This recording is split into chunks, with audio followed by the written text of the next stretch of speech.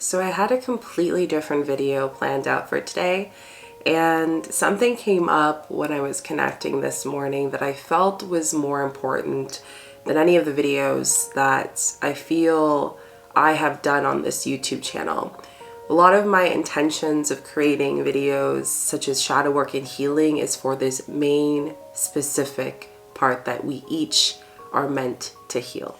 Welcome back, beautiful souls, to the channel. I'm Shika, your conscious mentor, and today I'm going to be talking about something that has been coming up quite a bit in our conversations through the comments, as well as our lives and the chats that I have with you guys, and that is how to start ancestral wound healing, specifically with shadow work, and why it's so important that each and every single one of us does ancestral healing. Ancestral healing is something where we are the creation of our parents. Our parents created us.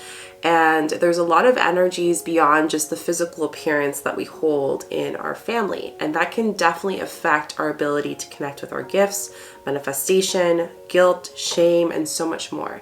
And it actually blocked me from being able to have the confidence to be a healer, to be able to release the traumas I had from my inner childhood, and to even be comfortable with partners in my past and myself. And I feel once people are able to receive these main 4 things that I'm about to share with you on how you can start ancestral wound healing with shadow work, it's going to make you really understand why it's so important. So before we get into the video, make sure you give this video a thumbs up, a like, and subscribe, as well as put notification bells. I do 3 or more videos every single week for you amazing, beautiful souls, so you do not miss a video. And make sure you put all the notification bells. I know some of you guys are always like, I didn't get the notification. It's because you had to put all the notification bells.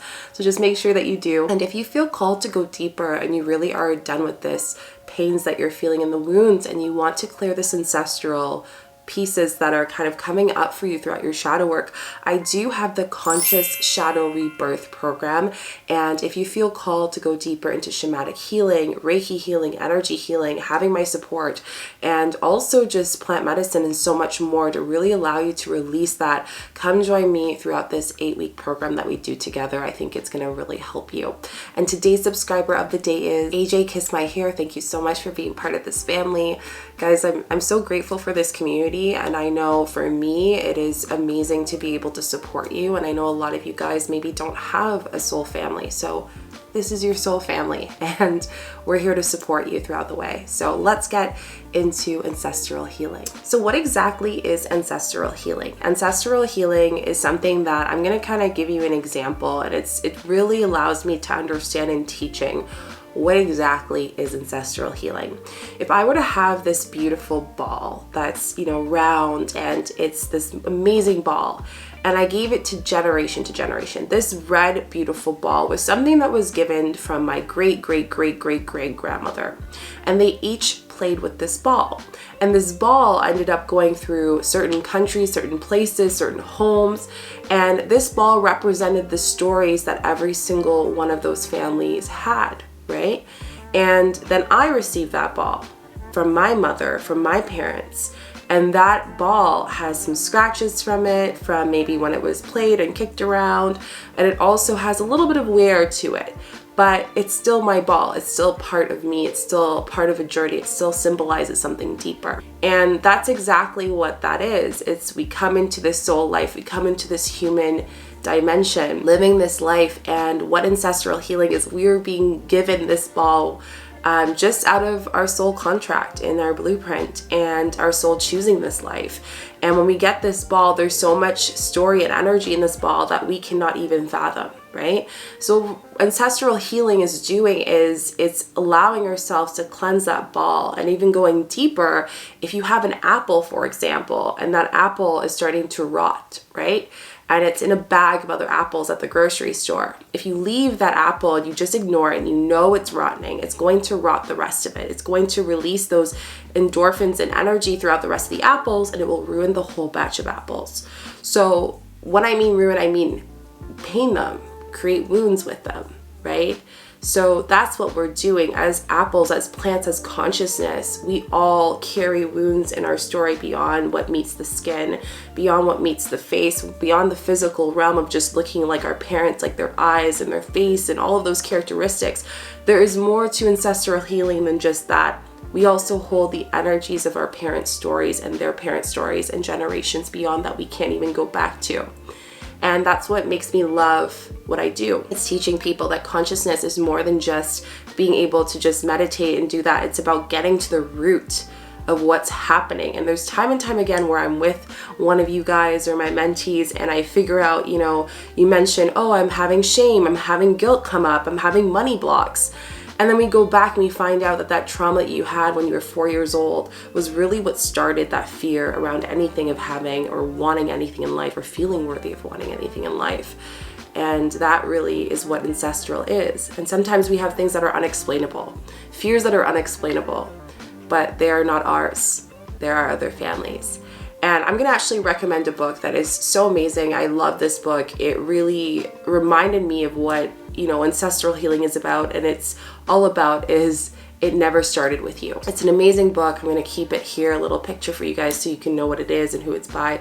And this book really teaches us about the stories of how he was able to heal so many people through telling their story of like how it never started with us. Our diseases, our physical issues, our weight gain, our, fears, all of that is unexplainable yet explainable because they sometimes are not ours. It is just a catalyst of so much energy that our generation just never had a space and consciousness to heal, a safe space to heal. And it's amazing that we are now in a world that it has evolved, that it is acceptable for us to talk about mental health, to talk about energy, to talk about all these shifts that I'm so grateful for that allows me to step into this space. So I just want to share, this is the first thing, that it never started with you. And we have to understand that what you are, how you created physically, scientifically, if we want to get into that root, is your parents, and your both parents created you, created an energy. And depending on their energy of their love, depending on the energy of their relationship, that was manifested into the creation of who you are. And when that creation creates itself, when we're around our parents, even in those 9 months that they're in our stomach, even the times where they don't even know that they are with you or you are with them, you are absorbing everything that comes in. The fights, the laughs, the sadness, the grief, the everything, and also everything before. Because when we create something in that body, remember the apple, if you put another apple into that bag and there is wounds already on this apple, there's a higher chance for that apple to actually be wounded, and it will be wounded over time. But there's one thing I want to share. Not every single one of us holds the energy or everything that our parents have. It's only parts of it. So this brings me to my next step that I wrote down here. And it's understanding what are the similarities between your parents. Now, I know I'm talking to you guys, each and every single one of us have a different story. Some of you guys are talking to your family and your parents. Some of you maybe never met your biological parents. Some of you are disconnected with your biological parents. Some of your parents have passed away. And whatever your story is, that doesn't mean that you are not able to receive this information. That is why we have the space of spirituality and consciousness and intuition, where our body can remember so much beyond the mind. And that's what ancestral healing is so all about. So this is where the shadow work comes in. And one of my favorite elements to work with is journaling. Journaling is a great way to pouring out of our energy, but when we can use it with intention, it can be different every single time that we put pen and paper together. And yes, pen and paper, I know you guys are gonna ask, Shika, can I just write it on my notes? I'm gonna say no, because when we write it on our notes, it's so much easier. We're gonna be like, oh yeah, we'll just write it on my notes and you'll forget it. But a book, there's something about putting the energy of our pen and paper and writing down things and putting it in print really allows us to be that much more effective.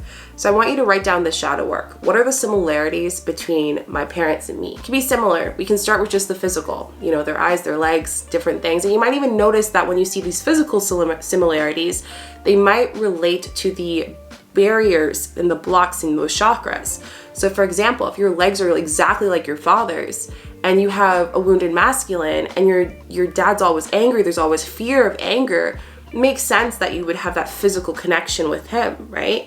So there is different manifestations and ways that they can go into the physical realm. I'm just sharing this with you guys. So know the similarities between your parents. It can be that, you notice that your mom is always frugal with money and that you are always fearful of looking at your bank account. Well, there's a connection here. You both have the same relationship with money. It might be that your parents got a divorce because maybe one of the partners cheated on your other parent. And then you have found out that you have also been cheated on. Well, that is not yours. That is an energy of which your parents had their wound, did not resolve it, just probably ended up having this open wound just there, divorced, and that energy went to you and will continue to go to the generations after and your kids and so on and so forth. So you see how we are understanding that when we can focus on what are the similarities about me between my parents, we can go deeper into the work that we need to do today, right? And this is huge. If someone told me this like 20 years ago, how many years ago, even like 10 years ago, I would have been like, wow, okay, I didn't even know that the consciousness was at this level, that we don't even need to be physically with our parents to know this. And for those of you who don't have contact with your parents, just start to think of the main highlighted, similarities or just, characteristics that you find tends to come up a lot in places of conflict and blocks, or whenever you feel like there's some negative thoughts that come in, or whenever anger comes in. Anything besides love that comes out that is highlighted, this is key, because love is actually the most purest energy, and the true energy that actually exists is really the one that you want to focus on, is the one that you want to zero into, okay? So that's the next step. The third step on how to heal ancestral wounds with shadow work and why it's so important to heal those ancestral wounds is understanding that bringing that into the effect, bringing that into our consciousness, we now have to understand how that has affected with our blocks, our teachings, our beliefs, our perspectives, and the thoughts in our life. And this is the hardest part. Sometimes it might take a few months. I don't want you putting a time limit on ancestral healing. As a healer, as someone doing this for a while, I'm still learning things. I'm still learning about healing. It's something that we are always the student and we're always the teacher in our shadow work.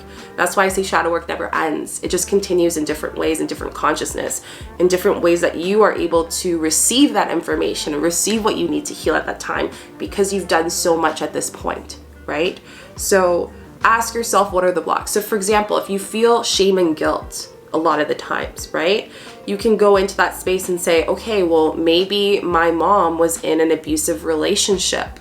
And because of that abusive relationship and seeing that, I created fear that I would also be, as a younger child, have a father or just a man that would do this to me. And then with that fear, I go into the world and I attract narcissistic partners that have that same energetic feel. I'm going to take this as an example. For me, something similar happened to me where I had that energy of fear that I never wanted to have an angry man that would just go out and do that, because I had the wounded masculine and the family dynamic in some spaces. So when I had that, I didn't know I was already attracting that. I was already, with my fear, with what I was not wanting in this world, I was already attracting the person that knew that I would be susceptible to their ways, that I would stay within their ways, because they needed someone that can lean on, that would be able to take that energy from them, right?